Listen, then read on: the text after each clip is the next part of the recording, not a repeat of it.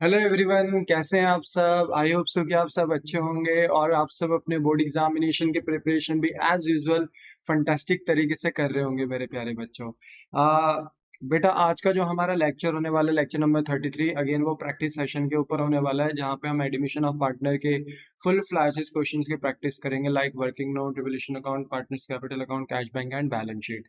तो ये एग्जाम में 6 मार्क्स का बेटा आता रहता है। तो प्रीवियस 2-3 लेक्चर से बेटा हम इन्हीं फुल फ्लैजेस क्वेश्चंस की प्रैक्टिस कर रहे थे। आज की क्लास में भी बेटा हम फुल फ्लैजेस क्वेश्चंस की ही प्रैक्टिस करेंगे। ऑलरेडी बेटा आपको अपनी स्क्रीन में क्वेश्चन नंबर 33 दिख रहा होगा। ये ऑलरेडी बेटा हमने कर लिया था, बट इसकी जर्नल एंट्रीज रह गई थी। तो आज की क्लास में हम इसकी जर्नल एंट्रीज और नेक्स्ट क्वेश्चन जो हमारा क्वेश्चन नंबर 34 है उसको हम प्रोसीड करेंगे। ठीक है, तो चलिए विदाउट एनी डिले स्टार्ट करते हैं।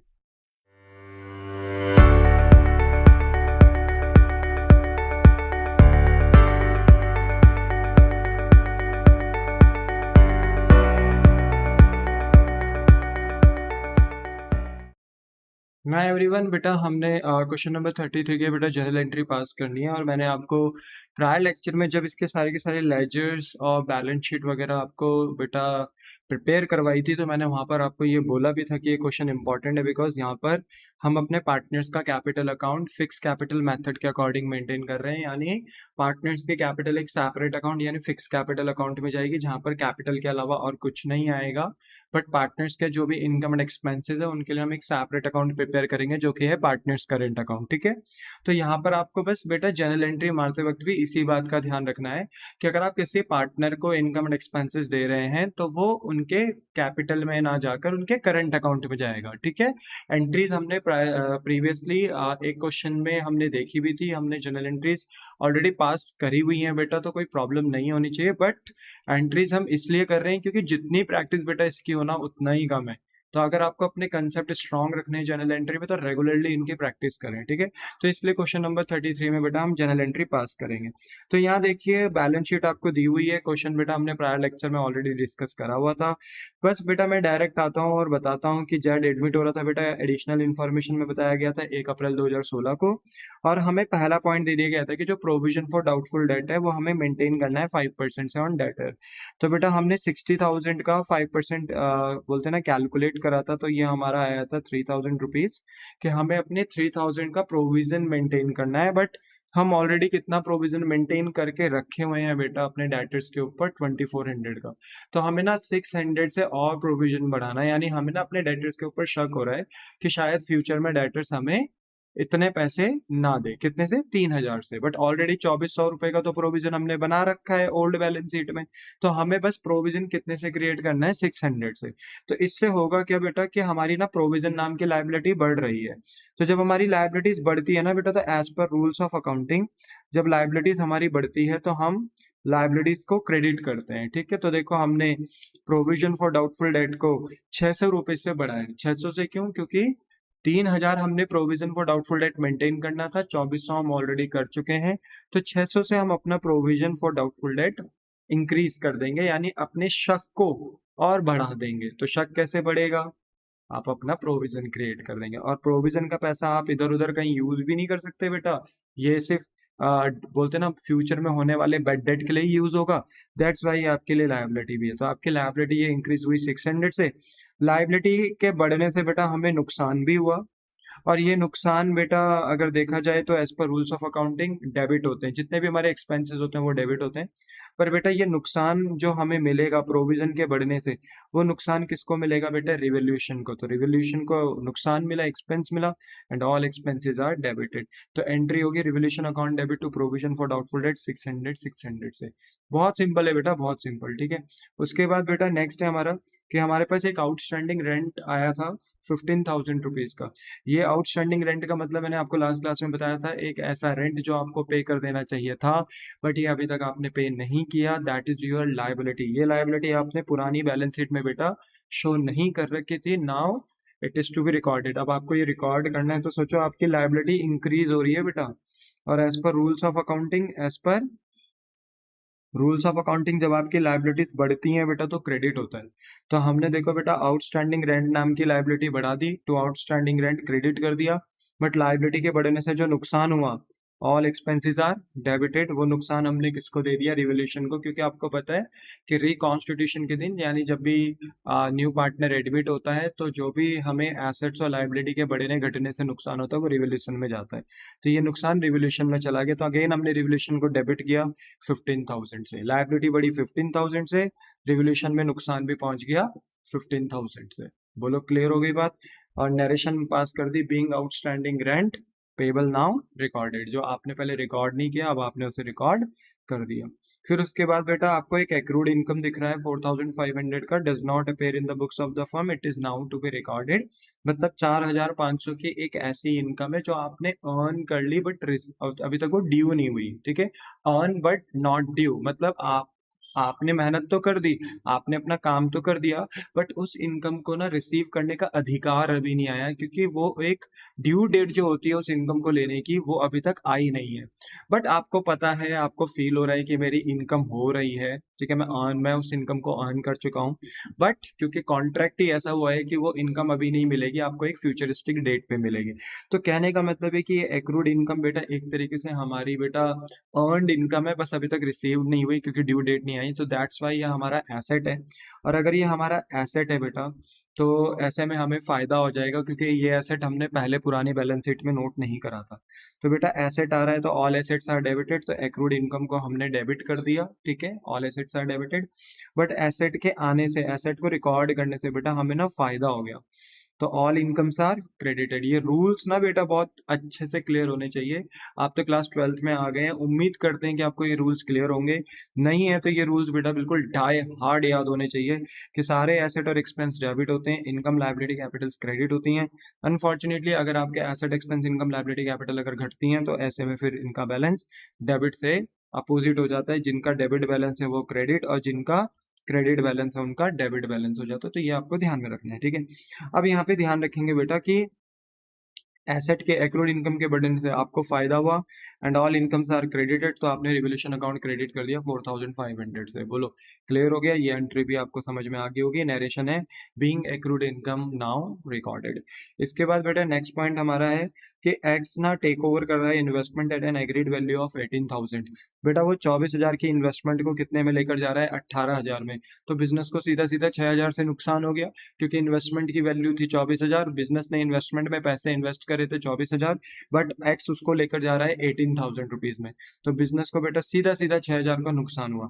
तो यहाँ पे एंट्री क्या होगी, देखो सबसे पहले हमारे बिजनेस का इन्वेस्टमेंट गया। ठीक है बेटा, जो एसेट था पूरा 24,000 से गया। तो जब एसेट बेटा रिड्यूस होता है ना तो वो डेबिट नहीं क्रेडिट होता है। तो देखो हमने ना इन्वेस्टमेंट को क्रेडिट कर दिया 24,000 से। अब 24,000 का इन्वेस्टमेंट 18,000 में कौन लेकर गया, एक्स।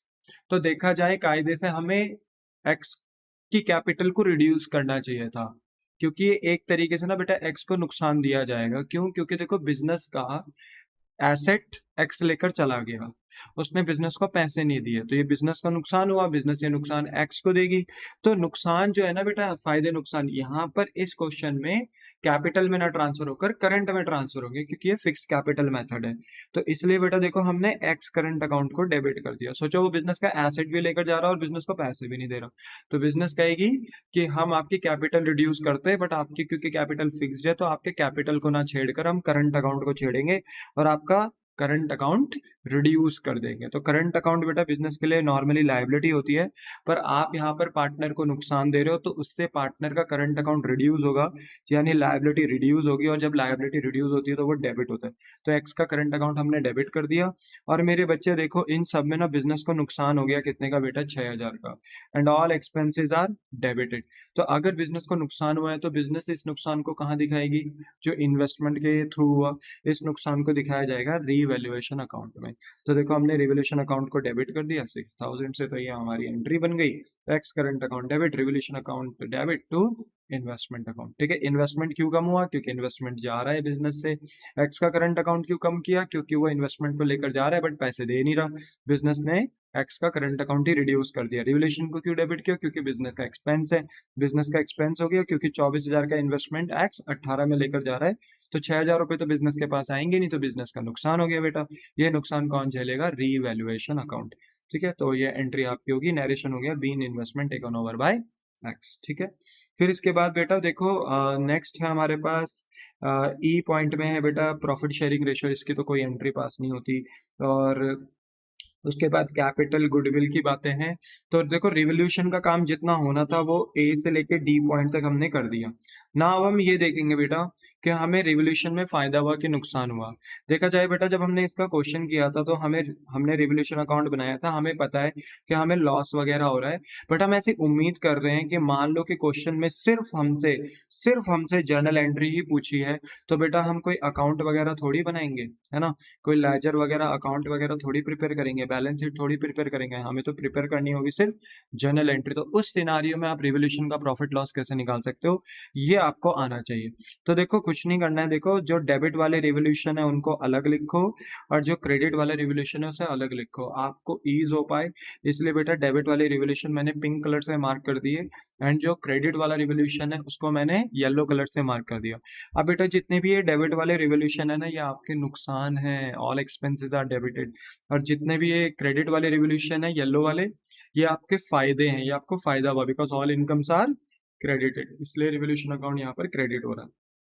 तो आपने करना कुछ नहीं है, जो डेबिट डेबिट वाले रिवोल्यूशन है, ठीक है, 600, 15,000 एंड आपका 6,000, इनको डेबिट साइड में रफ में ले जा लो। एक तरीके से रफ में देखो, एक ऐसी रफली रिवोल्यूशन अकाउंट बना दिया, डेबिट साइड में ये सारे मैंने एक्सपेंस लिख दिए।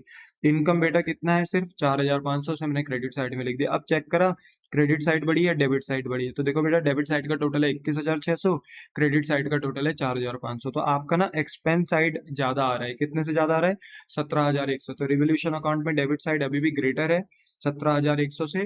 तो रिवोल्यूशन का ये डेबिट बैलेंस यानी ये नुकसान हम किसको दे देंगे, पार्टनर्स को।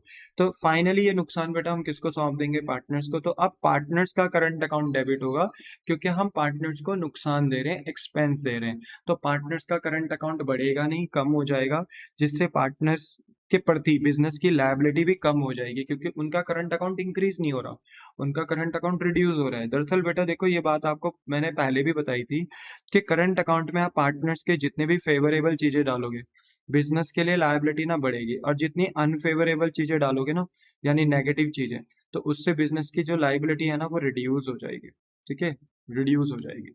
तो ये बात आपको ध्यान में रखनी है, बार बार तो पॉसिबल मेरे लिए भी नहीं होगा बट इनको ध्यान में रखना है आपने, ठीक है।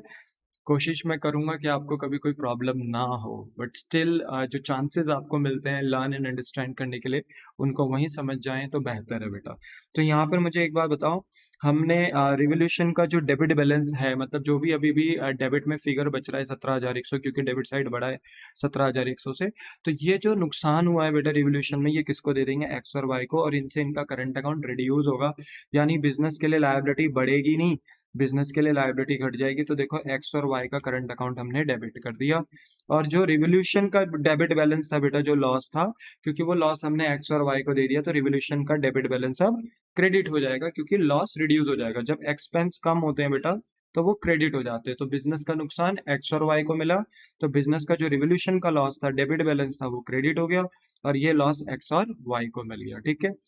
अब बेटा देखो 17,100 का लॉस आया, तो ये लॉस बेटा आप ओल्ड रेशो में, क्योंकि क्वेश्चन में हमारे पास जो ओल्ड रेशो था वो था 3:2, तो ये 3:2 में बांट देना है, यानी 3/5 एंड 2/5 में बांटोगे, तो बेटा एक्स को जो लॉस मिलेगा 10,260 एंड वाई को मिलेगा 6,840। फिर वहीं पे मेरे बच्चे अगर बात करी जाए, हमने देखो रिवोल्यूशन का लॉस तो बांट दिया, अब हम आगे प्रोसीड कर सकते हैं, ठीक है बेटा। ए पॉइंट कोई एंट्री नहीं लगेगी बिकॉज ये न्यू प्रॉफिट शेयरिंग रेशियो है, बट एफ पॉइंट में है, तो बेटा एफ पॉइंट में लिखा है कि 60,000 का नया पार्टनर क्या लेकर आ रहा है, कैपिटल लेकर आ रहा है बाई चेक, क्योंकि हमारे बैलेंस शीट में बैंक है बेटा, कैसेट बैंक, तो वो चेक के थ्रू कैपिटल लेकर आ रहा है।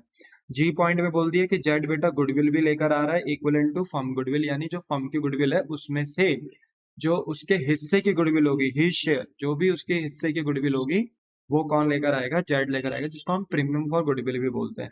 अब क्योंकि यहाँ पे एवरेज प्रॉफिट निकालना था पिछले 3 सालों का, तो आपको बेटा वर्किंग नोट यहाँ पर बनाना पड़ेगा। अगर क्वेश्चन ने सिर्फ जर्नल एंट्री पूछी है बेटा, तो ऐसे में तो आप जर्नल एंट्री पास करेंगे, तो आपको ना बेटा यहाँ पर कुछ स्पेस छोड़कर अपना एवरेज प्रॉफिट निकालकर गुडविल फाइंड आउट करनी पड़ेगी, क्योंकि हम ऑलरेडी गुडविल बेटा इस क्वेश्चन का निकाल चुके थे जब हमने अकाउंट वगैरह प्रिपेयर करे थे। तो मैं यहीं से हेल्प ले लेता हूँ बेटा। देखो, एवरेज प्रॉफिट मैंने निकाला था, हमारा एवरेज प्रॉफिट 81,000 आ रहा था। ठीक है, प्रायर लेक्चर में मैंने पढ़ाया भी था आपको। पर एवरेज प्रॉफिट 81 है, बट यहाँ number of year purchase twice दे रखा था। ठीक है ना, क्या दे रखा था? ट्वाइस लिखा भी था कि firm goodwill valued at twice the average profit, तो ट्वाइस करना था बेटा। ठीक है, तो number of year purchase two, तो यहाँ से फर्म की गुडविल 1,62 आई थी, और यहाँ से हमने जेड की गुडविल निकाल दी थी 1,62 इंटू जेड का शेयर क्या है 2/9। ठीक है, 2/9 कैसे? क्योंकि इन्होंने स्पेसिफिकली हमें जेड का शेयर तो नहीं दिया था, बट इन्होंने हमें न्यू रेशो दे रखा था, तो यहाँ पे लास्ट वाला जो रेशो है वो बेटा जेड का है, और यहाँ से हमने जेड का शेयर निकाल लिया था 2/9। ठीक है ना, तो हमने यहाँ पर बेटा सिंपली 1,62,000 का 2/9 निकाला, जो 36,000 आया, और इसे एक्स और वाई के बीच में बांट दिया। क्योंकि यहाँ पे बेटा क्वेश्चन में न्यू रेशो भी मेंशन था, तो मैं बार बार बता चुका हूँ, जब न्यू रेशो भी गिवन होता है बेटा, तो ऐसे में आपको फिर सेक्रीफाइसिंग रेशो निकालना मैंडेटरी होता है। तो सेक्रीफाइसिंग रेशो का फॉर्मूला ओल्ड माइनस न्यू लगाकर हमने एक्स और वाई का पहले ओल्ड रेशो लिखा, फिर न्यू रेशो लिखा एक्स और वाई का। जेड का इसलिए नहीं, क्योंकि जेड ऑलवेज भी इन द गेनिंग पोजीशन, वो आ रहा है, उसको शेयर मिलेगा बिजनेस में, आगे वो प्रॉफिट अर्न करेगा बेटा, तो वो हमेशा गेनिंग सिचुएशन में होगा। सेक्रीफाइस हमेशा ओल्ड पार्टनर को ही होता है, इसलिए ओल्ड पार्टनर का ही सेक्रीफाइसिंग रेशो निकाला था, जो कि हमारा फाइनली आया था 7/45 and 3/45। Ultimately sacrificing ratio open हुआ था 7:3। तो हमने जो नए पार्टनर की गुडविल थी 36,000, हमने ये एक्स और वाई के बीच में बांट दी थी 7/10 3/10 में, क्योंकि 7:3 आया था बेटा सेक्रीफाइसिंग रेशो, तो 7/10 3/10। तो एक्स को गुडविल मिली थी 25,200 और वाई को मिली थी 10,800। तो हमें ना बस अब इसी की एंट्री पास करनी है बेटा। तो यहाँ पर देखो, सबसे पहले तो हमारा जो नया पार्टनर है वो capital and premium for goodwill ला रहा है, तो यहाँ पर बिजनेस का बैंक बैलेंस बढ़ेगा, क्योंकि वो कैपिटल एंड गुडविल लेकर आ रहा है। तो एंट्री होगी बैंक अकाउंट डेबिट, बिजनेस का ना बेटा एसेट बढ़ जाएगा, and all assets are debited. ठीक है, पर क्यों आया बिजनेस के पास ये पैसा? बिकॉज न्यू पार्टनर क्या लगा रहा है? कैपिटल, और कैपिटल बेटा हमेशा से बिजनेस के लिए क्या होती है? Liabilities, and all liabilities are credited. तो देखो, हमने जेट्स की कैपिटल क्रेडिट करी, क्योंकि ओनर बेटा बिजनेस में कुछ भी इन्वेस्ट करता है तो वो बिजनेस के लिए लायबिलिटी होता है, क्योंकि business and businessman both are separate to each other. ठीक है, तो जेट्स कैपिटल को बिजनेस ने लायबिलिटी माना और क्रेडिट कर दिया। फिर उसके बाद उसने 36,000 रुपीज वो किसके लेकर आया था? प्रीमियम फॉर गुडविल के भी लेकर आया था, याद है ना? 36,000, ये देखिए, अगर 1,62,000 पूरे फर्म की गुडविल हमने निकाली थी एवरेज प्रॉफिट से, तो 2/9 मल्टीप्लाई कर फर्म गुडविल में हमने जेट की गुडविल निकाली थी 36,000। तो ये 36,000 की जो गुडविल है बेटा, ये कौन लेकर आया है? न्यू पार्टनर लेकर आया है। ठीक है, तो इसका हमने नाम दिया प्रीमियम फॉर गुडविल, और ये बिजनेस की अभी टेम्पररी इनकम है, क्योंकि बिजनेस को ये इनकम किनको हैंड ओवर करनी है बेटा? अपने पार्टनर्स को हैंड ओवर करनी है। ठीक है, तो प्रीमियम फॉर गुडविल। ठीक है, तो टोटल जो बिजनेस के पास बैंक बैलेंस आया बेटा, वो कितना आया है? 96,000। 60,000 कैपिटल का, 36,000 प्रीमियम फॉर गुडविल का। फिर बिजनेस क्या करेगी? ये प्रीमियम फॉर गुडविल 36,000 जो था, इसको किसके बीच में बांट देगी? एक्स और वाई के बीच में, क्योंकि ये फायदा है बेटा एक तरीके का, जो हम ओल्ड पार्टनर्स को दे रहे हैं सेक्रीफाइसिंग रेशो में। याद रखना, नया पार्टनर जो गुडविल आता है प्रीमियम फॉर गुडविल, वो ओल्ड पार्टनर को सेक्रीफाइसिंग रेशो में दी जाती है, और एक तरीके से फायदा दिया जा रहा है। तो ये कैपिटल में तो जाएगा नहीं, क्योंकि फिक्स कैपिटल मेथड है बेटा, तो करंट अकाउंट में हम इसे ट्रांसफर करेंगे, तो टू एक्स करंट और वाई करंट। और अगर हम एक्स और वाई का करंट अकाउंट बेटा बढ़ाएंगे, तो बिजनेस के लिए लायबिलिटी बढ़ेगी, क्योंकि एक्स और वाई का करंट अकाउंट इंक्रीज होगा। तो बेटा ये हम ऑलरेडी देखो नोट में निकाल चुके थे, तो मैंने दोबारा नहीं निकाला। एक्स को हम कितना दे रहे थे? 25,200, एंड वाई को दे रहे थे 10,800 इन देयर सेक्रीफाइसिंग रेशो 7:3, यानी 7/10 3/10 में। तो 36,000 को हमने डिवाइड करा 7/10 3/10 में, तो एक को गुडविल मिली 25,200 और एक को गुडविल मिली 10,800। तो ये देखो, तो प्रीमियम फॉर गुडविल जो इनकम पहले फर्म के पास आई थी, फर्म ने वो इनकम डेबिट करी, कम करी। जब इनकम कम होती है बेटा तो डेबिट होता है। ठीक है, तो डेबिट किया, और ये इनकम हमने दे दिया एक्स और वाई को। तो 36,000 को हमने सेक्रीफाइसिंग रेशियो 7/10 3/10 में बांटा, तो 25,200 10,800 की हमने उन्हें गुडविल डिस्ट्रीब्यूट कर दी, यानी एडजस्ट कर दी इन सेक्रीफाइसिंग रेशियो। बट हमें क्वेश्चन में बेटा आगे जाके ये भी बोला था एच पॉइंट में कि half of the amount of goodwill is withdrawn by X and Y. बेटा जो गुडविल एक्स और वाई के करंट अकाउंट में डाली गई, इसकी आधी आधी गुडविल कौन लेकर जा रहे हैं, एक्स और वाई घर भी लेकर जा रहे हैं, वो निकाल रहे बेटा इस गुडविल को और वो घर लेकर जा रहे हैं। तो ऐसे में ना जो एक्स और वाई का करंट अकाउंट हमने बढ़ाया था ना, वही एक्स और वाई का करंट अकाउंट अब बिजनेस घटा भी देगी, क्योंकि अब बिजनेस के लिए लायबिलिटी बढ़ेगी नहीं, कम हो जाएगी, क्योंकि वो अपने गुडविल का कुछ पैसा घर लेकर जा रहे हैं। ठीक है, तो हमने देखो एक्स और वाई का करंट अकाउंट डेबिट किया, 25,200 का हाफ निकालो कितना होता है बेटा, 12,600, और 10,800 का हाफ निकालो तो कितना होता है, 5,400। तो एक 12,600 की गुडविल लेकर गया और एक 5,400 की। टोटल बिजनेस से ये कितना पैसा लेकर चले गए बेटा बैंक के थ्रू, 18,000, क्योंकि बिजनेस का बैंक बैलेंस कम हो रहा है बेटा, क्योंकि पैसे लेकर जा रहे हैं, तो बिजनेस का एसेट रिड्यूस हो रहा है, तो क्रेडिट हो गया। देखो क्लियर हो गया। तो ये आपकी एंट्री होगी, X current account Y's current account debit to bank account. Narration हो गया, being half of the goodwill is return by old partners. फिर बेटा उसके बाद हम देखो, हमने लगभग लगभग सब तो कर ही लिया, बट हमने बैलेंस शीट में देखा था कि कुछ प्रॉफिट थे और कुछ लॉस थे। टोटल 4 टाइप के प्रॉफिट होते हैं, 4 टाइप के लॉसेज होते हैं। तो बेटा हमारे पास 4 टाइप के प्रॉफिट जो होते हैं, लाइक पीएनएल का, credit balance, general reserve, workman compensation reserve, IFR, उसमें से सिर्फ हमें जनरल रिजर्व ही दिख रहा है प्रॉफिट। और जो 4 टाइप के लॉस होते हैं उसमें हमें सिर्फ गुडविल नाम का ही लॉस दिख रहा है, लाइक पीएनएल का debit balance, preliminary expense, deferred advertisement expense, ये हमें नहीं दिख रहे हैं। तो यहाँ पे जनरल रिजर्व को भी हम राइट ऑफ कर देंगे प्रॉफिट को, और लॉसेस को भी बेटा राइट ऑफ कर देंगे, यानी बांट देंगे। बेटा जनरल रिजर्व को बांटोगे 36,000 को, कौन से रेशो में बांटोगे, 3:2 में बांटोगे, ओल्ड रेशो में। तो सोचो जनरल रिजर्व बिजनेस के लिए क्या था बेटा, लायबिलिटी। ठीक है ना, क्योंकि ये बचाया हुआ प्रॉफिट था ये ओनर का ही, बट है ये बिजनेस के पास अभी अनडिस्ट्रीब्यूटेड प्रॉफिट, ये मालिकों के बीच में बांटा नहीं गया, इसलिए ये प्रॉफिट बिजनेस के पास होकर भी बिजनेस का नहीं है, तो ये बिजनेस के लिए लायबिलिटी है, इसलिए लायबिलिटी साइड था। तो आज बिजनेस ना इस प्रॉफिट को अपने मालिकों के बीच में बांट रही है, तो सोचो बिजनेस के लिए लायबिलिटी बढ़ेगी कि कम होगी, सर लायबिलिटी कम होगी। तो जब लायबिलिटीज ना बेटा कम होती हैं, जब लायबिलिटीज कम होती हैं तो वो क्रेडिट से डेबिट होती हैं। तो देखो हमने जनरल रिजर्व को डेबिट कर दिया 36,000 से, और ये प्रॉफिट हमने किनको दे दिया, एक्स एंड वाई के करंट अकाउंट को दे दिया, जिससे कि एक्स और वाई का करंट अकाउंट बढ़ेगा और बिजनेस के लिए लायबिलिटी बढ़ जाएगी। बट ये प्रॉफिट हम कौन से रेशो में बांटेंगे, ओल्ड रेशो में बेटा, 3/5 एंड 2/5 में हम बांट देंगे। तो इतना तो आप कर ही सकते हैं बेटा, सॉल्व करके 21,600 एंड 14,400 आएगा। वहीं पे बेटा फिर हमारे पास लॉस था, तो लॉस का नाम क्या था बेटा, गुडविल। और इस लॉस को बेटा अगर हम राइट ऑफ करेंगे, देखो वैसे ना मैं बार बार बता चुका हूँ कि गुडविल का जो ओरिजिन है वो ये कोई लॉस नहीं था, ये हमने बेटा किसी दूसरे बिजनेस को बाय करा था, तो उसकी रेपुटेशन भी हमारी हो गई, तो ऑब्वियस ही बात है उस रेपुटेशन का फायदा हमें भी मिलेगा, तो हमने इस परचेज गुडविल को अपना एसेट दिखा रखा था, और ये ठीक भी था। बट जब रिकॉन्स्टिट्यूशन होता है, लाइक चेंज इन पीएसआर, जो हमने चैप्टर नंबर 3 में देखा था, लाइक एडमिशन, इसके बाद हम रिटायरमेंट पढ़ेंगे, डेथ ऑफ पार्टनर का चैप्टर पढ़ेंगे, तो यहाँ पे रिकॉन्स्टिट्यूशन होते हैं। तो एज पर एएस 26 बेटा ये हमें मानना पड़ता है, हमें एएस 26 बोलता है कि अब इस बिजनेस को जिसको आपने खरीदा है उसको भी हम ही चला रहे हैं और अपना बिजनेस भी हम ही चला रहे हैं। तो जो हमारे बिजनेस की गुडविल है, फर्म गुडविल, अब उसमें ही ये परचेज गुडविल भी शामिल हो चुके हैं, यानी ये परचेज गुडविल फर्म गुडविल के ही अंदर मिक्स हो चुके हैं। तो इसे अलग से दिखाना अब लॉजिकल नहीं है, तो इसे राइट ऑफ कर दो, तो इसे राइट ऑफ करना पड़ता है, दैट्स वाई ये एक्सपेंस बन जाता है। ठीक है, बात समझ में आई, बट इसका ओरिजिन लॉस नहीं होता। अगर कभी पेपर में आए कि गुडविल क्या है, तो आंसर है इंटेंजिबल एसेट।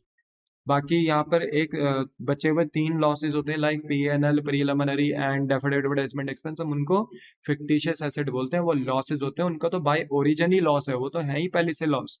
बट गुडविल जो परचेज गुडविल बैलेंस शीट में होती है, इसका ओरिजिन, इसका जन्म एज अ लॉस नहीं होता बेटा, ये एक प्रॉपर एसेट होता है, बट हमें रिकॉन्स्टिट्यूशन में से राइट ऑफ करना होता है, तो हम इसको राइट ऑफ करेंगे, तो ये फिर तब एक्सपेंस बन जाएगा, क्योंकि हम अपने बिजनेस से एक एसेट को खत्म कर रहे हैं बेटा, और पैसा तो आ नहीं रहा बिजनेस के पास, तो एक तरीके से ये नुकसान है, और ये नुकसान हम किसको दे देंगे, अपने ओल्ड पार्टनर्स को दे देंगे, एक्स और वाई को, ओल्ड रेशो में। ठीक है, तो देखिए बताइए ये गुडविल कहाँ था, ये था एसेट साइड। आप अपने एसेट को खत्म कर रहे हो, तो बेटा जब एसेट खत्म होते हैं ना, तो वो रिड्यूस होते हैं, यानी क्रेडिट होते हैं। तो देखो हमने गुडविल को क्रेडिट कर दिया, और ये एक्सपेंस हमने किसको दे दिया, जो एसेट को राइट ऑफ करने से हुआ, एक्स और वाई को। तो एक्स और वाई का अकाउंट बढ़ेगा नहीं बेटा, कम हो जाएगा, जिससे कि बिजनेस के लिए भी लायबिलिटी क्या हो जाएगी, कम, क्योंकि जितना इनका अकाउंट बढ़ेगा उतना बिजनेस के लिए लायबिलिटी बढ़ेगा, जितना इनका अकाउंट कम होगा बिजनेस के लिए उतनी लायबिलिटी कम होगी, और लॉस देने से तो बेटा लायबिलिटी कम होगी, तो इसलिए यहाँ पर डेबिट करा हमने एक्स और वाई का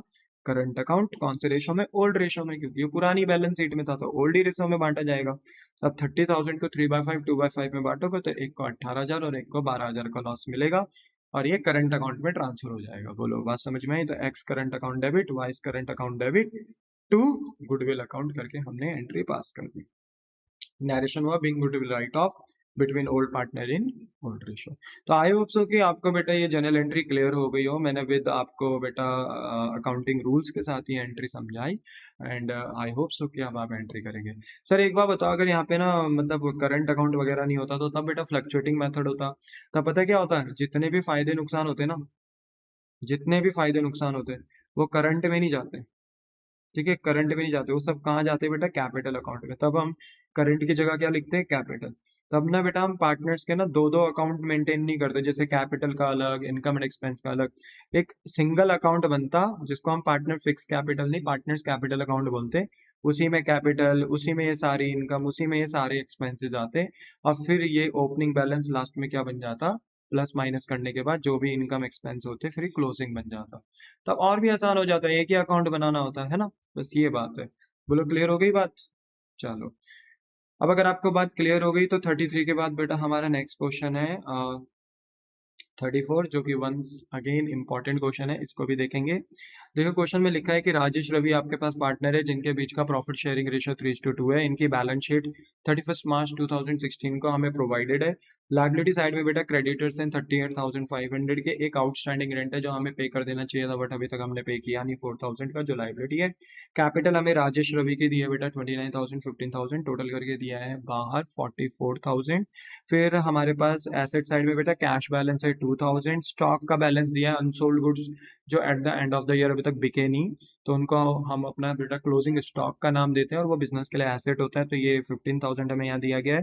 प्रीपेड इंश्योरेंस, एक ऐसा इंश्योरेंस जो हमने बोलते हैं ना कि कुछ फ्यूचर ईयर का बोलते हैं ना कि करंट ईयर में ही पे कर दिया होगा, तो इसलिए ये इंश्योरेंस हम एडवांस में पे कर चुके हैं, इसलिए हमारा एसेट है बेटा। क्योंकि कोई भी एक्सपेंस अगर हम एडवांस में पे करते हैं बेटा तो ये बिजनेस का एसेट होता है। ठीक है, इंश्योरेंस का मतलब क्या होता है कि बेटा इंश्योरेंस कराया जाता है for the sake of protection. हमें प्रोटेक्शन लेनी होती है अपने गुड्स की, अपने बिजनेसेस की, बिल्डिंग की, व्हीकल्स की। हम नहीं चाहते कि उनमें आग लगने की वजह से या किसी भी वजह से वो डिस्ट्रॉय हो जाए या खराब हो जाए, या वो बोलते हैं ना कि डैमेज हो जाए।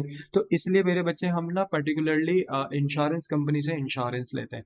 तो अगर हमको इंश्योरेंस का पैसा फ्यूचर ईयर का भी आज ही पे करें तो that is known as prepaid insurance, and ये बिजनेस के लिए एसेट होता है। ठीक है, तो ये एसेट साइड दिया गया है। डेटर बेटा 9,400 के हैं, बट आपको अपने डेटर्स पे पहले से ही शक था कि शायद कुछ डेटर्स हमें पैसे नहीं देंगे फ्यूचर में, बैड डेट हो सकते हैं, इसलिए आपने पहले से ही क्या मेंटेन कर रखा है, provision for doubtful date.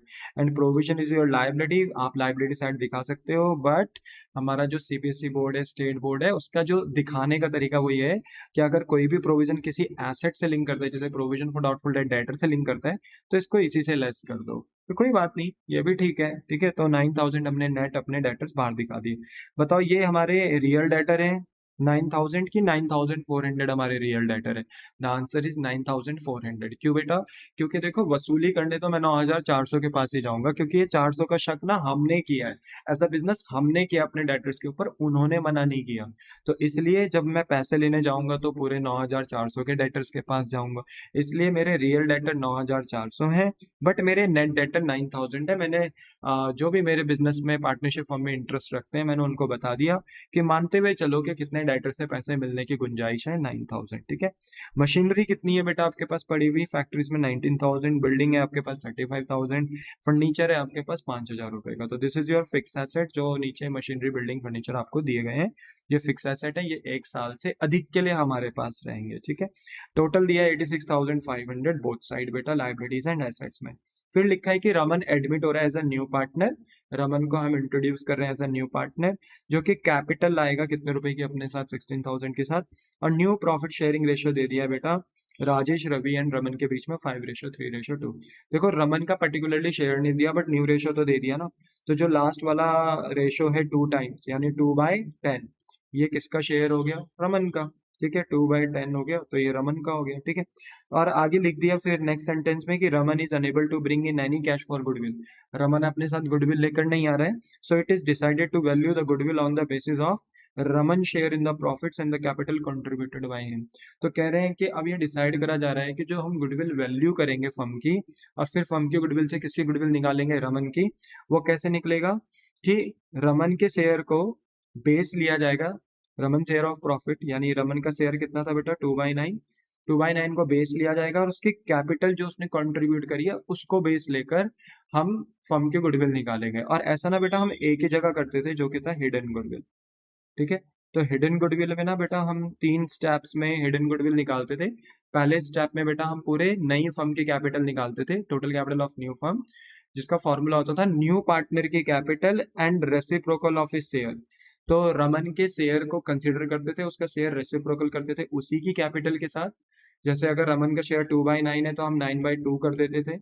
Reciprocal करते हैं किसके साथ, नए पार्टनर की कैपिटल के साथ, तो डायरेक्ट फर्म की कैपिटल निकल कर आ जाती है, नई कैपिटल। फिर उसके बाद हम total capital of all partners निकालते थे, जहाँ पे हम ओल्ड पार्टनर्स की कैपिटल, न्यू पार्टनर्स की कैपिटल लेते थे, ओल्ड की भी न्यू की भी, ठीक है। और उसमें कोई प्रॉफिट होता तो ऐड करते थे, कोई लॉस होता तो लेस करते थे, तब आता था total capital of all partner. फिर हम चेक करते थे कि हमारी total capital of new firm ज्यादा है total capital of all partner से। तो हम देखते थे कि ये जो डिफरेंस आ रहा है ये किसी और वजह से नहीं, ये फर्म की गुडविल की वजह से आ रहा था। तो स्टेप नंबर 3 में बेटा फिर हमारा हिडन गुडविल यानी फर्म गुडविल निकलता था। तो यहाँ पर ना हमें बेटा वैसा ही कुछ करना है, इसलिए ये इंपॉर्टेंट है, अदरवाइज इस क्वेश्चन में बिल्कुल भी जान नहीं है, याद रखना ये क्वेश्चन बहुत ईजी है, ठीक है। कह रहे हैं फॉलोइंग रिवोल्यूशंस आर मेड, कि आपका स्टॉक डेप्रिशिएट हो रहा है 5% से, ओके। आपको अपना स्टॉक 5% से कम कर देना है, तो 15,000 का 5% निकाले और अपने स्टॉक को 5% से कम कर दें। आप अपने एसेट को बेटा 5% से कम कर रहे हो तो बेटा आपको नुकसान होगा, और ये नुकसान कहाँ जाएगा, रिवोल्यूशन अकाउंट में। प्रोविजन फॉर डाउटफुल डेट आपको कहाँ तक करना है, इस 2B का मतलब है कहाँ तक करना है, 500 तक करना है। ऑलरेडी आपके पास प्रोविजन कितना है बेटा 400 से 500 पे लेकर जाना है, तो 100 रुपए से आपका प्रोविजन और बढ़ना है। जैसे हमने अभी 33 क्वेश्चन किया था, वहां पे हमें 3,000 तक का प्रोविजन करना था, ऑलरेडी हमारे पास 2400 का प्रोविजन था, तो 600 से हमने बढ़ाया। सिमिलरली यहाँ 400 का प्रोविजन हमने पहले से मेंटेन कर रखा था, और यहाँ रेट नहीं दे रखा था। अगर रेट दिया रहता जैसे 5% 10%, तो वो मैं किस पे लगाता, 9,400 पे, तब चेक करता कि कितना प्रोविजन मुझे बढ़ाना है या घटाना है। बट यहाँ पे तो इन्होंने ऑलरेडी वैल्यू निकाल कर दे रखी है, तो सीधा सीधा समझ में आ रहा है कि 400 से मुझे प्रोविजन कहाँ पर लेकर जाना है, 500 पे, यानी 100 रुपए से प्रोविजन बढ़ाना है। तो ऑब्वियसली बात है लाइबिलिटी बढ़ेगी, प्रोविजन लाइबिलिटी होती है बेटा, क्योंकि इसमें बचाया हुआ पैसा हम अपनी मर्जी से कहीं यूज नहीं कर सकते, रिस्ट्रिक्टेड होता है ये। दैट्स वाई मेरे बच्चे ये लाइबिलिटी है हमारी, लाइबिलिटी इंक्रीज होगी तो नुकसान है, रिवोल्यूशन अकाउंट में जाएगा debit side. Furniture to be depreciated by 10%, furniture को भी 10% से बेटा रिड्यूस करना है। 5,000 का 10% निकालोगे 500 रुपए आएगा बेटा, 500 रुपए से फर्नीचर को कम करोगे, एसेट रिड्यूस हो रहा है, नुकसान होगा, डेबिट साइड में जाएगा। बिल्डिंग को वैल्यूड करना है एट कहाँ तक, बिल्डिंग को वैल्यूड कर देना है 40,000। आपकी बिल्डिंग पहले 35 थी, बट अब आपको उसे 40,000 तक कर देना है, यानी 5,000 से आपको अपनी बिल्डिंग की वैल्यू में एप्रिसिएशन ला देना है। और अगर आपकी बिल्डिंग 5,000 से बढ़ेगी तो बेटा आपको फायदा होगा, और ये फायदा कहाँ चला जाएगा, रीवैल्यूएशन अकाउंट में, ओके। That's the point. कह रहे हैं शो करो नेसेसरी लेजर अकाउंट, यानी वही रिवोल्यूशन अकाउंट बनाओ, पार्टनर्स कैपिटल अकाउंट बनाओ, और बैलेंस शीट बनाओ। क्योंकि यहाँ पे बेटा देखो करंट अकाउंट हमें नहीं दिख रहा है, तो दैट्स वाई हम यहाँ पर फिक्स्ड कैपिटल मेथड नहीं, फ्लक्चुएटिंग कैपिटल मेथड के थ्रू पार्टनर्स का कैपिटल अकाउंट प्रिपेयर करेंगे यहाँ पे, यानी सिंगल अकाउंट मेंटेन होगा, वही कैपिटल वही प्रॉफिट वही लॉस, ठीक है। यानी अगर आप जर्नल एंट्री पास करें, चलो इसकी जर्नल एंट्री आपके लिए होमवर्क होगी, ठीक है। तो अगर आप जर्नल एंट्री पास भी करेंगे ना, तो जो भी फायदे नुकसान आप पार्टनर्स को दे रहे थे, अब करंट अकाउंट के थ्रू नहीं, कैपिटल अकाउंट के थ्रू दोगे, ठीक है। चलो, तो ये बात भी हमें समझ में आ गई, ठीक है। तो बेटा देखो इसका ना आंसर मैं ऑलरेडी आपको यहाँ पर बेटा मैंने यहाँ पर प्रेजेंट कर दिया है, क्योंकि अगर मैं इसका आंसर सॉल्व करने लग जाऊँ तो क्लास बहुत लंबी हो जाएगी बेटा। वैसे ही हमें क्लास अपनी थोड़ा लिमिटेड रखनी है, ज़्यादा लंबी होती है तो फिर मज़ा नहीं आता, इसलिए लिमिटेड क्लास है, इसलिए यहाँ पे मैंने ऑलरेडी इसका आंसर सॉल्व करके आपको दे दिया, ठीक है।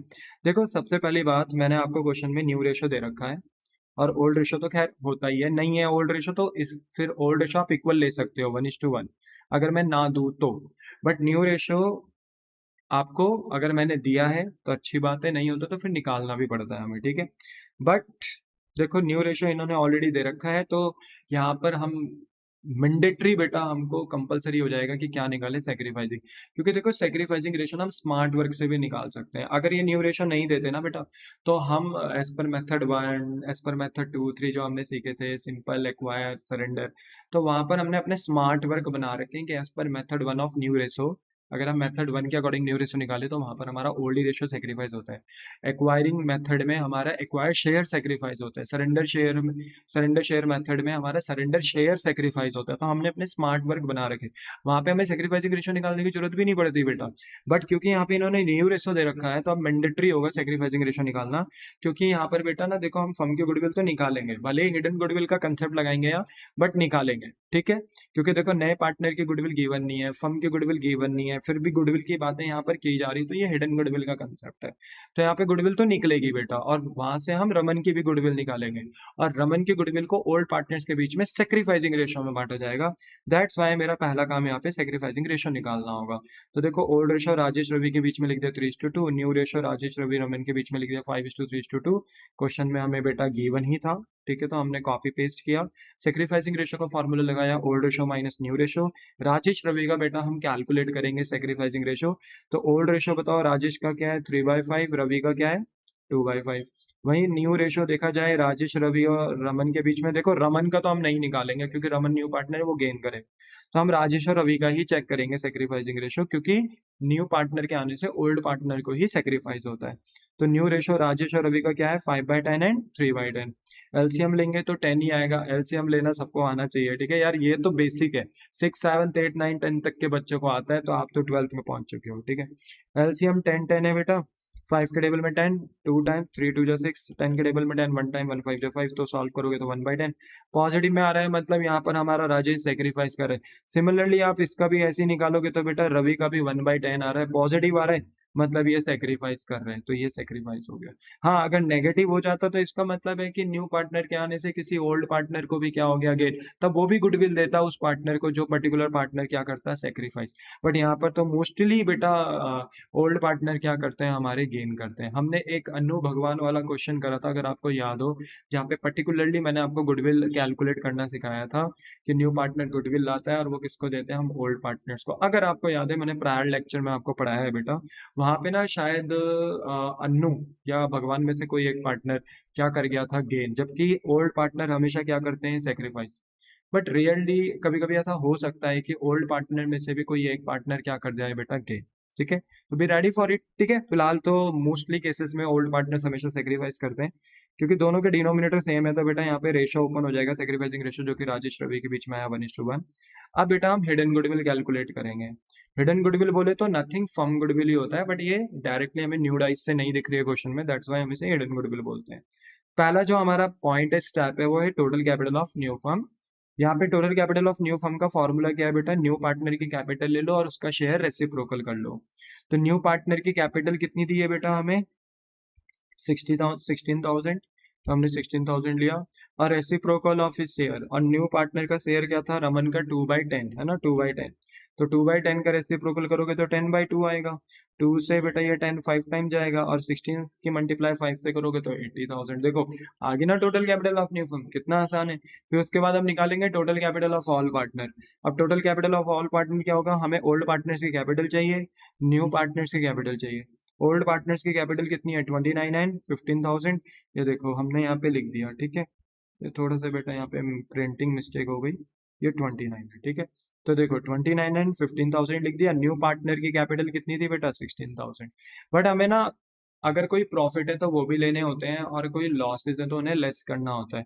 तो बेटा देखो प्रॉफिट कौन कौन से हो सकते हैं, एक तो बैलेंस शीट के अंदर होते हैं 4 टाइप के प्रॉफिट और 4 टाइप के लॉस। अगर आपको 4 टाइप के प्रॉफिट और 4 टाइप के लॉस दिख रहे हैं, तो वो प्रॉफिट और वो लॉसेज आप लेस करोगे। इसके बारे में मैं बहुत बार बता चुका हूँ, फिर से बता देता हूँ। 4 टाइप के प्रॉफिट कौन से होते हैं, पीएनएल का credit balance, general reserve, workman compensation reserve, IFR. क्या आपको चारों में से कोई प्रॉफिट दिख रहा है, नहीं। क्या 4 टाइप के loss like goodwill, preliminary expense, deferred advertisement expense, PNL का डेबिट बैलेंस दिख रहा है, नहीं सर नहीं दिख रहा है, तो कोई लॉस नहीं है। बट एक प्रॉफिट और लॉस हमें रिवोल्यूशन अकाउंट से पता चल सकता है, और रिवोल्यूशन की एडजस्टमेंट ना बेटा हमें दी हुई है, क्योंकि अभी हमने ना रिवोल्यूशन अकाउंट बनाया नहीं, तो हमें पता नहीं कि रिवोल्यूशन से प्रॉफिट होगा कि लॉस होगा, इसलिए अभी हम इसको प्रॉपर सॉल्व नहीं कर सकते। इसलिए बेटा अभी हमने यहाँ पर डैश डैश कर दिया, ठीक है, ग्रीन कलर से अभी डैश डैश कर दिया, मान लो ये पता नहीं है अभी आपको, ठीक है। चलो, तो अभी हमने बस स्पेस छोड़ दिया। फिर अगर हम हिडन गुडविल निकालने जाए थर्ड स्टेप में, तो हिडन गुडविल कैसे निकलता है, जो total capital of new firm होता है उसमें से हम माइनस करते हैं total capital of all partners, ठीक है। तो total capital of new firm minus total capital of all partners, अगर हम प्लस माइनस करेंगे तो हिडन गुडविल आ जाएगा। Total capital of new firm हमें पता है 80,000, बट अभी हमें total capital of all partners नहीं पता बेटा, क्योंकि हमें रिवोल्यूशन का प्रॉफिट लॉस नहीं पता, तो इसलिए हमने अभी यहाँ पे डैश डैश ही कर दिया। अभी फिर हम आगे चलेंगे, ठीक है। चलो, अब हम बनाएंगे बेटा अपना रिवोल्यूशन अकाउंट। आपको मैं सारे की सारी एडजस्टमेंट बता चुका हूँ। जैसे स्टॉक आपका डेप्रिशिएट हो रहा था 5% से, अगर आप अपने स्टॉक का 5% निकालोगे बेटा तो आपको हो जाएगा नुकसान, क्योंकि आपके एसेट डेप्रिशिएट हो रहे हैं, वैल्यू कम हो रही है। तो 15,000 का 5% कितना होता है बेटा, 750। रिवोल्यूशन के डेबिट साइड में जाएगा। डेबिट साइड किसकी होती है रिवोल्यूशन की, एक्सपेंस की, और क्रेडिट साइड इनकम की, ठीक है। शायद बार बार बताने की तो जरूरत नहीं है, बोलो। हाँ भाई हाँ, बार बार बताने की जरूरत नहीं है, ठीक है। चलो आगे चलते हैं। फिर इसके बाद हमारे पास है प्रोविजन फॉर डाउटफुल डेट, कितना, 500। अब बट हमने पहले से कितना बना रखा था, 400, तो हम और कितने से अपना प्रोविजन इंक्रीज करेंगे, 100 से हमारी लायबिलिटी बढ़ेगी प्रोविजन नाम की बेटा, क्योंकि हमें अपने डेटर पे शक हो रहा था, प्रोविजन क्रिएट कर दिया 100 रुपए से, और तो इस पैसे को कहीं यूज नहीं कर सकते, तो that is your liability. Liability increase हो रही है तो आपको रिवोल्यूशन में नुकसान हो जाएगा। तो 100 रुपए से आपने ये नुकसान दिखा दिया। फिर इसके बाद आप बेटा फर्नीचर को भी एप्रिशिएट कर रहे हो 10% से, तो फर्नीचर आपका कितने का था गाइस, फर्नीचर आपका था 5,000, और 5,000 का 10% निकालोगे तो कितना आएगा, 500 रुपीज। तो आपको अपना फर्नीचर डाउन करना पड़ेगा, डाउन करोगे नुकसान होगा, रिवोल्यूशन के डेबिट साइड में आएगा। फिर उसके बाद लास्ट पॉइंट ये था कि जो आपकी बिल्डिंग है वो 40,000 हो गई, तो पहले कितनी थी आपकी बिल्डिंग, 35, बट अब आपकी बिल्डिंग कहाँ तक हो गई है, 40,000 तक। तो आपकी बिल्डिंग में एप्रिसिएशन हो गया, यानी आपका एसेट बढ़ गया, तो आपको फायदा हो जाएगा, आपकी मार्केट वैल्यू बढ़ गई बिल्डिंग की, तो क्रेडिट साइड में आ गया, ठीक है, 5,000 से। अब आप यहाँ पर चेक करोगे कौन सी साइड बढ़ी है, तो बेटा देखो क्रेडिट साइड बढ़ी है, तो क्रेडिट का जो टोटल हुआ डेबिट का वही टोटल हुआ। क्रेडिट इनकम में से आपने डेबिट के सारे एक्सपेंसेस लेस करे, तो आपके पास प्रॉफिट कितना आया, 3,650, क्योंकि इनकम साइड बड़ी और एक्सपेंस साइड छोटी है। तो आपका एक्सपेंस सॉरी डेबिट साइड में बैलेंस आया, जो आपका प्रॉफिट माना जाएगा, और ये प्रॉफिट आपने ट्रांसफर कर दिया करंट अकाउंट में, नहीं कैपिटल में, क्योंकि यहाँ करंट अकाउंट नहीं है बेटा, मेंशन नहीं है यहाँ पे, फिक्स कैपिटल मेथड नहीं, फ्लक्चुएटिंग कैपिटल मेथड है, तो कैपिटल अकाउंट में ट्रांसफर हो जाएगा, ठीक है। वैसे मोस्टली बेटा एग्जाम में change in PSR, admission, retirement, death में बेटा आपके पास फ्लक्चुएटिंग ही ज्यादा आता है, बट मैंने जो प्रीवियस क्वेश्चन अभी दिखाया था 33, वहां पर अब मैंने एक क्वेश्चन फिक्स्ड कर दिया था, एक सेफ जोन के लिए, कि अगर क्वेश्चन आ जाए फिक्स्ड से भी तो आपको आना चाहिए, ठीक है। तो राजेश और रवि के बीच में देखो हमने प्रॉफिट ट्रांसफर किया, कैपिटल अकाउंट में ट्रांसफर किया, प्रॉफिट आ रहा था बेटा 3,650। इसको ओल्ड रेशो में, ओल्ड रेशो क्या था, 3:2, यानी 3/5 2/5 में बांटोगे, तो बेटा काट पीट के आंसर कितना आएगा, राजेश का प्रॉफिट आएगा 2,190 और रवि का आएगा 1,460। टोटल प्रॉफिट आप दे देंगे बेटा 3,650। बोलो बात समझ में आ गई। अब आपको पता चल गया कि रिवोल्यूशन से प्रॉफिट कितना आया था, 3,650। तो अब आप क्या कर सकते हैं, यहाँ पर प्रॉफिट ऐड कर सकते हैं। रिवोल्यूशन से तो लॉस आया नहीं, बाकी बैलेंस शीट में कोई प्रॉफिट लॉस है नहीं बेटा, तो रिवोल्यूशन का प्रॉफिट आपने यहाँ पे ऐड कर दिया। जैसे ही ऐड किया तो बेटा आपको total capital of all partners भी पता चल गया, सारे कैपिटल्स आपने ऐड कर दी, प्रॉफिट वगैरह भी ऐड कर दिया, लॉस था नहीं तो कोई लेस नहीं किया। टोटल करके आया 63,650। अब आप अपनी हिडन गुडविल निकाल सकते हो। Total capital of new firm कितना था बेटा, 80,000। Total capital of all partners कितना आया, 63,650। अब खुद ही देखो, अगर पार्टनर्स की कैपिटल, सारे पार्टनर्स की कैपिटल हमने मिला ली, प्रॉफिट लॉसेस भी हमने एडलेस कर दिए, फिर भी बिजनेस की कैपिटल कितनी आ रही है, टोटल 63,650, बट नई फर्म की कैपिटल कितनी पहुंच गई, 80। ऐसे कैसे, यानी जो डिफरेंस है 80 में से 63,650 लेस करेंगे, यानी जो डिफरेंस है ये और कुछ नहीं, हिडन गुडविल। हिडन गुडविल बोले तो ये किसकी गुडविल आ गई, फर्म की गुडविल आ गई। ये कंसेप्ट था बस बेटा मेन इस क्वेश्चन में, और कुछ नहीं था, वरना ये तो पानी कम क्वेश्चन है, इसमें कुछ भी नहीं है, बस इसी वजह से ये क्वेश्चन अच्छा, ठीक है। फिर हमने यहाँ से बेटा देखा रमन की गुडविल भी निकाली, और रमन की गुडविल कैसे निकालेंगे, अगर मान लो पूरे फर्म की गुडविल है 16,350, यानी 16,350, तो हमारे रमन का शेयर कितना है, 2/10, है ना। तो अगर हम 16,350 के मल्टीप्लिकेशन करते हैं 2/10 से, तो रमन का प्रॉफिट आएगा 3,270। और ये गुडविल जो रमन को लानी चाहिए थी, ये गुडविल हम किसको दे देंगे? राजेश एंड रवि को। बट कौन सी रेशो में? वंस अगेन सेक्रीफाइसिंग रेशो में। और सेक्रीफाइसिंग रेशो हम ऑलरेडी निकाल चुके हैं 1:1। तो हमने 1:1 में यानी 1/2 में ये गुडविल डिस्ट्रीब्यूट कर दी राजेश रवि के बीच में, जो कि आया 1,635, 1,635। आधा आधा हो गया ना, तो 1635 दोनों को मिल गया। पर मेक श्योर यहाँ पे ना बेटा, राजेश जो नया रमन जो नया पार्टनर है, सॉरी, वो यहाँ पर गुडविल ना कैश में नहीं लाएगा, क्योंकि हिडन गुडविल में ना बेटा हम उसे बताते ही नहीं है कि तुझे गुडविल लानी कितनी है। दरअसल जो कैपिटल लाता है ना, उसी के अंदर से एडजस्ट कर लेते हैं हम उसके हिस्से की गुडविल। दैट्स वाई याद रखना, यहाँ पे जो गुडविल है वहां पर हम प्रीमियम फॉर गुडविल शब्द प्रयोग नहीं करेंगे, क्योंकि ये कैश नहीं लेकर आया गुडविल का। ओके, चलो अब हम बनाएंगे पार्टनर्स कैपिटल अकाउंट। टोटल इस अकाउंट में 6 चीजें आती हैं, 5+1 यानी 6 आइटम्स यहाँ पर आती हैं। पहला आइटम बेटा यहाँ पर आता है ओपनिंग बैलेंस। पार्टनर्स कैपिटल बेटा बिजनेस के लिए कैसा अकाउंट होता है? Liability account. पार्टनर को जितनी फेवरेबल चीजें दोगे क्रेडिट, जितनी नेगेटिव चीजें दोगे डेबिट, क्योंकि उससे बिजनेस के लिए लायबिलिटी कम हो जाएगी, तो डेबिट होगा। ठीक है, तो यहाँ पर देखो ऑलरेडी हम सबसे पहले लिखते हैं, यहाँ पे पहला स्टेप होता है ओपनिंग बैलेंस का। ये ओपनिंग बैलेंस हमें कहाँ से पता चलता है? पुरानी बैलेंस शीट से। तो हम पुरानी बैलेंस शीट में जाएंगे तो हमें ओपनिंग कैपिटल पता चल जाएगी 29,000, 15,000। देखो हमने यहाँ पे कॉपी एंड पेस्ट कर। क्रेडिट साइड से ही क्यों? क्योंकि ऑलरेडी राजेश और रवि ने कैपिटल लगा रखी थी, तो बिजनेस के लिए कैपिटल लायबिलिटी होती है, इसलिए बेटा क्रेडिट साइड से ही स्टार्ट हुआ। रमन की पहले कैपिटल नहीं थी डैश, बट रमन अब लेकर आ रहा है। और क्योंकि हमारी बैलेंस शीट में कैश है, तो जितनी भी ट्रांजेक्शन हमारी होंगी, अगर रमन कोई भी कैपिटल वगैरह ला रहे हैं तो उसकी ट्रांजेक्शन हम कैश से ही करेंगे। तो बाय कैश करके हमने रमन की कैपिटल भी बढ़ा दी 16,000 से। बोलो क्लियर हुआ?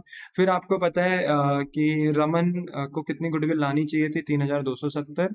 बट वो लेकर नहीं आ रहा है, क्योंकि हमने उसको डिस्क्लोज ही नहीं करी, क्योंकि हमने उससे गुडविल हाइड करके रखी। दैट्स वाई राजेश और रवि को जो 1635 की जो गुडविल दी जा रही है, वो कहाँ से दी जा रही है? रमन की कैपिटल से। तो बाय रमन कैपिटल, और राजेश और रवि को हमने आधी आधी गुडविल दे दी। बट यहाँ पर आप देखो मैंने प्रीमियम फॉर गुडविल शब्द नहीं लिखा, क्योंकि यहाँ पर रमन जो है वो कहीं से भी गुडविल कैश में नहीं ला रहा। क्यों नहीं ला रहा? क्योंकि हमने उससे गुडविल छुपा रखी थी, हाइड कर रखी थी, इसलिए उसकी कैपिटल से लेकर हम किसको दे रहे हैं? राजेश और रवि को। अब देखो रमन ने अगर अपनी कैपिटल के थ्रू राजेश की कैपिटल एंड रवि की कैपिटल को गुडविल दी है, तो राजेश एंड रवि, देखो अगर रमन गुडविल दे रहा है राजेश रवि को, तो राजेश और रवि गुडविल ले भी रहे हैं किससे? रमन से। तो to Rajesh capital and to Ravi's capital, और हमने रवि का बोलते हैं रमन का उतना अकाउंट हमने रिड्यूस भी कर दिया, क्योंकि वो लेकर तो आया नहीं गुडविल, तो उसके कैपिटल से कम कर दिया। तो राजेश ने भी ले लिया और रवि ने भी ले लिया। बोलो बात समझ में आई? और ये शेडेड रीजन में इसलिए करा है बेटा, क्योंकि आप समझ पाओ कि अगर रमन गुडविल दे रहा है राजेश रवि को, तो राजेश और रवि ले भी रहे हैं किससे? रमन से। क्लियर हो गई बात? चलो मजे में, कोई दिक्कत नहीं, प्रॉब्लम नहीं है। थर्ड पॉइंट होता है बेटा हमारा। फोर्थ पॉइंट होता है हमारा रिवोल्यूशन का प्रॉफिट या लॉस। तो बताइए आप रिवोल्यूशन से क्या कमा कर लेकर आए? प्रॉफिट। देखो यहाँ प्रॉफिट डेबिट है, क्योंकि यहाँ डेबिट में बैलेंस बचा, क्योंकि क्रेडिट साइड बड़ी थी डेबिट साइड छोटी थी, तो डेबिट में प्रॉफिट आया। तो जब आप पार्टनर्स को दोगे तो पार्टनर्स के अकाउंट में क्रेडिट साइड में चला जाएगा। Each and every transaction has two effect, याद है ना अकाउंट्स का rule? One is debit, another is credit. अगर एक जगह पे डेबिट हुआ है तो दूसरे अकाउंट में जाकर वो क्रेडिट हो जाएगा। तो बाय रिवोल्यूशन अकाउंट प्रॉफिट दिया 2190, कॉपी किया बस, और यहाँ क्या कर दिया? पेस्ट कर दिया। फोर्थ फिफ्थ पॉइंट हमारा होता है लुकआउट बैलेंस शीट। अब बैलेंस शीट में तो बेटा कोई 4 टाइप के प्रॉफिट और 4 टाइप के लॉस है नहीं, तो आप कोई प्रॉफिट लॉस दोगे नहीं। प्रॉफिट होता तो क्रेडिट साइड में देते, लॉस होता तो डेबिट साइड में देते, बट है नहीं। फिर सिक्स पॉइंट यहाँ पर ये होता है बेटा, जो एडिशनल मैंने ऐड कराया था कि कभी कभी पार्टनर ना बिजनेस के एसेट लेकर चले जाते, लाइक स्टॉक लेकर जाता, तो हम टू स्टॉक करके उस पार्टनर का, जो भी पार्टनर बेटा कैपिटल लेकर जा रहा है, हम उसके कैपिटल कम कर देते। बट पूरा क्वेश्चन बेटा हमने पढ़ा, कहीं भी लिखा नहीं है कि कोई पार्टनर एसेट वगैरह लेकर जा रहा है, तो दैट्स इट, हमारा 6 पॉइंट स्किप हो गया। तो फिफ्थ पॉइंट हमारा लुकआउट बैलेंस शीट में कोई प्रॉफिट लॉस नहीं था, वो भी स्किप हुआ। 6 पॉइंट में कोई पार्टनर एसेट नहीं लेके जा रहा, वो भी स्किप हुआ। तो बस दैट्स इट, हमारा पार्टनर्स कैपिटल अकाउंट कंप्लीट हो चुका है। अब देखूंगा कौन सी साइड बड़ी है। कैपिटल बिजनेस के लिए बेटा लायबिलिटी होती है, लायबिलिटी का क्रेडिट बैलेंस होता है, इसलिए यहाँ पर क्रेडिट ही साइड बड़ी होंगी। तो देखो क्रेडिट साइड का टोटल आया राजेश का आया 32,825, रवि का आया, टोटल कर दो बेटा ये, तो 18,095, रमन का आया 16,000। और बेटा जो भी डेबिट बैलेंसेस हैं उनको क्रेडिट के टोटल से क्या कर दीजिए, माइनस कर दीजिए। तो राजेश का तो कोई नेगेटिव बैलेंस है नहीं, तो राजेश का वही आएगा 32,825, ठीक है, जो क्रेडिट का टोटल है वही बैलेंस बचेगा। रवि का भी वही आएगा बेटा 18,095, बट रमन का थोड़ा कम हो जाएगा क्योंकि 16,000 उसने कैपिटल लगाई थी, बट कुछ जो वो गुडविल लेकर नहीं आया वो हमने उसके कैपिटल से एडजस्ट कर दिया। तो 1635 अगर हम लेस करेंगे मेरे बच्चे, तो उसकी कैपिटल एट द एंड कितनी बचेगी न्यू पार्टनर की, 12,730, और ये क्लोजिंग कैपिटल आई, तो इसको हम लिखेंगे टू बैलेंस कैरिड ऑन, और ये जाएगा बेटा कहाँ, न्यू बैलेंस शीट में जो आप बनाओगे। बोलो क्लियर है। और जो क्रेडिट का टोटल है वही आपका डेबिट का टोटल होगा, या अकाउंट का बिहेवियर होता है, जो साइड बड़ी होती है अपोजिट साइड में भी उसी का टोटल आता है। चलो, तो ये अकाउंट भी आपको अच्छे से समझ में आ गया। हाँ जी सर। इसके बाद बनाएंगे हम कैश अकाउंट। कैश बिजनेस के लिए क्या होता है, asset, and all assets are debited. तो जितना आपका कैश बढ़ेगा डेबिट, और जितना घटेगा किसी वजह से अगर कैश वगैरह घट गया है, तो वो बेटा आपका क्या हो जाएगा, क्रेडिट हो जाएगा। ठीक है, तो देखिए आपके पास क्या ऑलरेडी कैश था, हाँ जी सर ऑलरेडी कैश था, तो ये टू बैलेंस ब्रॉट डाउन के नाम से आएगा। अब आप ध्यान से देख रहे हो, पार्टनर्स कैपिटल का ब्रॉट डाउन बैलेंस क्रेडिट से स्टार्ट हुआ ओपनिंग बैलेंस, क्योंकि ये लायबिलिटी अकाउंट था। बट कैश अकाउंट बिजनेस के लिए कैसा होता है, एसेट अकाउंट होता है, इसलिए ऑल एसेट्स आर डेबिटेड, इसलिए इसका ओपनिंग बैलेंस डेबिट से स्टार्ट हुआ। फिर चेक करो कि कहीं से पैसा आया आया, हाँ सर न्यू पार्टनर कैपिटल लेकर आया था 16,000 की, तो टू रमन्स कैपिटल कर कर हमने अपने बिजनेस का कैश बैलेंस बढ़ा दिया 16,000 से। पैसा बेटा कहीं गया नहीं है, क्योंकि पार्टनर ने कैपिटल से गुडविल विड्रॉ नहीं करी, जैसे क्वेश्चन नंबर 33 में विड्रॉ किया जा रहा है था ना, याद है क्वेश्चन नंबर 33 में जब मैंने कैश अकाउंट बनाया था, देख रहा, बैंक अकाउंट सॉरी, तो देखो एक्स और वाई अपने करंट अकाउंट के थ्रू गुडविल भी लेकर जा रहे थे, क्योंकि यहाँ फ्लक्चुएट फिक्स कैपिटल मेथड था। बट यहाँ पर बेटा जो करंटली हम क्वेश्चन कर रहे हैं ना, यहाँ पर कोई भी पार्टनर अपनी गुडविल को लेकर नहीं जा रहा है, जो गुडविल हमने उन्हें दी थी है ना 1635 इससे ये अपने घर लेकर नहीं जा रहे हैं, तो बिजनेस का कैश भी कोई रिड्यूस नहीं हुआ। तो जो डेबिट का टोटल है वही क्रेडिट का हो गया, माइनस कराने के लिए कुछ है नहीं, तो क्लोजिंग बैलेंस कितना बचा क्रेडिट में, बाय बैलेंस कैरी डाउन 18,000, और ये आपका है एसेट का यानी कैश बैलेंस का क्लोजिंग बैलेंस। बोलो बात समझ में आ गई। फिर आप अपनी बैलेंस शीट बनाएंगे।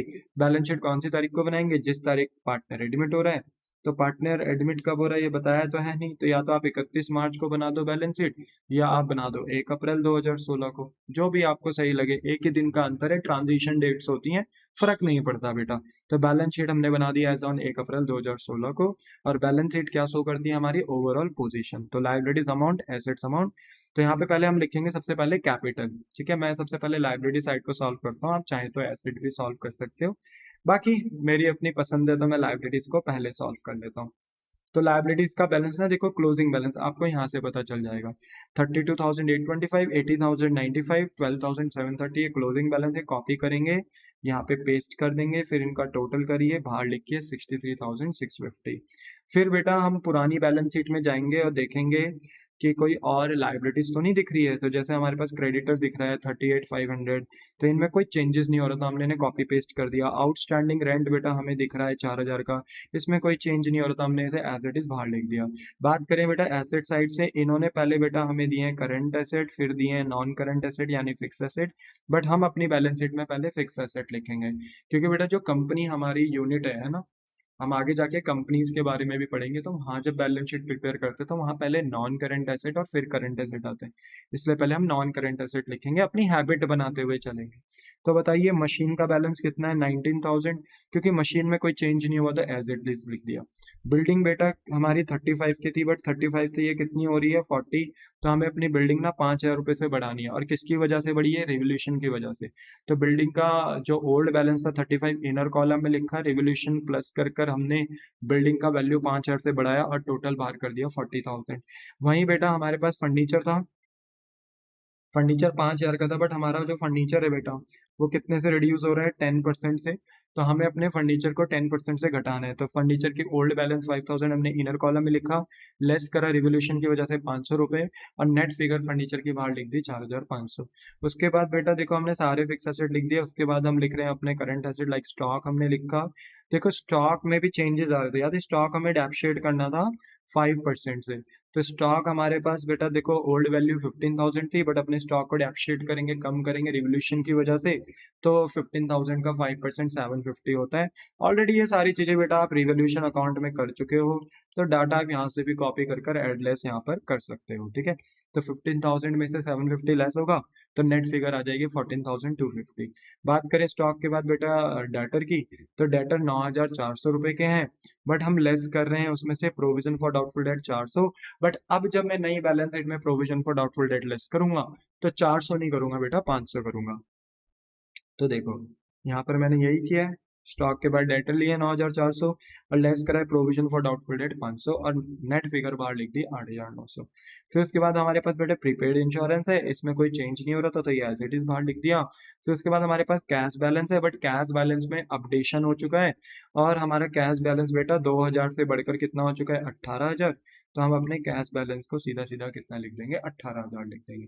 बोलो क्लियर हो गया। टोटल करने से पहले, वैसे मैंने यहाँ टोटल करा हुआ, बट आप टोटल करने से पहले एक बार रिवोल्यूशन अकाउंट को क्रॉस वेरीफाई करेंगे, देखेंगे यहाँ पे कितनी एडजस्टमेंट थी। तो यहाँ पे टोटल 4 एडजस्टमेंट थी। प्रॉफिट तो बेटा बैलेंस था, ये आपने खुद निकाला, बट एडजस्टमेंट्स कितनी थी, 4 एडजस्टमेंट थी। ये चारों की चारों एडजस्टमेंट आपकी बैलेंस शीट में भी हुई होंगी, देखिए, एक बिल्डिंग में, एक फर्नीचर में, एक स्टॉक में, और एक प्रोविजन में, ठीक है। यानी रिवोल्यूशन का भी सारा इम्पैक्ट आपने यहाँ पे ले लिया। अब बेटा आप टोटल कर सकते हो, अब आप डैम श्योर हो सकते हो कि मैंने अपनी तरफ से सब कुछ सही कर दिया। अब आप टोटल करिए, तो लायबिलिटी साइड का टोटल आया बेटा 1,06,150। तो एसेट साइड का भी टोटल सेम आप ऐड करोगे तो यही आएगा बेटा 1,06,150। तो बैलेंस शीट टैली होना इस बात पे निर्भर करता है कि जब आपने अपने वर्किंग नोट बनाने स्टार्ट करे थे, तब से आपका कंसंट्रेशन कैसा था, तब वहां से आप अपने कंसेप्ट को कैसे फॉलो करते हुए आ रहे थे। अगर आपके स्टार्टिंग से कंसेप्ट क्लियर होंगे बेटा, तो बैलेंस शीट नो डाउट आपकी टैली होगी होगी। और अगर आपके कंसेप्ट क्लियर नहीं होंगे, वर्किंग नोट कैसे प्रिपेयर करने हैं, रिवोल्यूशन अकाउंट कैसे बनाना है, पार्टनर्स कैपिटल अकाउंट कैसे बनाना है, कैश बैंक बैलेंस कैसे बनाना है, तो बैलेंस शीट कैसे बना पाएंगे आप। इसलिए बेटा अपने कंसेप्ट पे क्या रखें, फोकस रखें, ठीक है। तो इसी के साथ बेटा हमारा जो फुल फ्लैजेस क्वेश्चन का प्रैक्टिस सेशन होता है वो खत्म होता है आज की क्लास में। बट नेक्स्ट क्लास में बेटा हम फुल फ्लैज क्वेश्चन का एक नया फेज स्टार्ट करेंगे, जहां पर देखेंगे कि किस तरीके से हम पार्टनर का कैपिटल अकाउंट बना सकते हैं विद एडजस्टमेंट ऑफ कैपिटल कर कर, ठीक है। तो पूरे क्वेश्चंस वही रहेंगे, working note, realisation account, partners capital account, cash bank balance sheet, सब वैसा ही बनेगा बेटा। बस हम कैपिटल अकाउंट में एक स्टेप आगे जाएंगे, हम कैपिटल अकाउंट में पार्टनर्स के कैपिटल भी अब एडजस्ट करेंगे। और यहाँ से बेटा एग्जाम में 6 मार्क्स का क्वेश्चन आता है। देखो एग्जामिनर के पास चॉइस है, वो विदाउट से भी दे सकता है। जितने क्वेश्चन अभी हमने फुल फ्लैज के पढ़े बेटा अभी तक, वो विदाउट एडजस्टमेंट ऑफ कैपिटल थे, हम पार्टनर्स के कैपिटल में एडजस्टमेंट नहीं करते थे। बट आगे जो क्वेश्चन अब हमारे पास आएंगे नेक्स्ट लेक्चर से, एडमिशन ऑफ पार्टनर के, वहां पर हम पार्टनर्स के कैपिटल भी एडजस्ट करेंगे। तो एग्जामिनर के पास चॉइस है कि वो विद एडजस्टमेंट से देता है कि विदाउट, आपको दोनों आने चाहिए, ठीक है। तो विदाउट एडजस्टमेंट ऑफ कैपिटल के क्वेश्चन तो आप करके आ चुके हो, बट अब आगे जो लेक्चर स्टार्ट होंगे वो होंगे विद एडजस्टमेंट ऑफ कैपिटल के, ठीक है। तो आई होप सो कि जितना सपोर्ट आप मुझे अभी कर रहे हैं आगे भी करते रहेंगे और मेरी बातों को सुनते रहेंगे, ठीक है। इस वीडियो को बेटा हो सके तो ज्यादा से ज्यादा लाइक शेयर सब्सक्राइब करें, उन बच्चों तक ये वीडियो शेयर करें बेटा जो वाकई क्लास 12th में अकाउंट्स में अच्छा परफॉर्मेंस देना चाहते हैं, कंसेप्ट को क्लियर करना चाहते हैं, ठीक है। आपके चेहरों पे, उनके चेहरों पे खुशी देखकर जो खुशी मुझे मिलेगी वो आउट ऑफ द वर्ल्ड होगी, ठीक है। तो मिलता हूँ बेटा आपको नेक्स्ट लेक्चर में। Ta ta bye bye, save.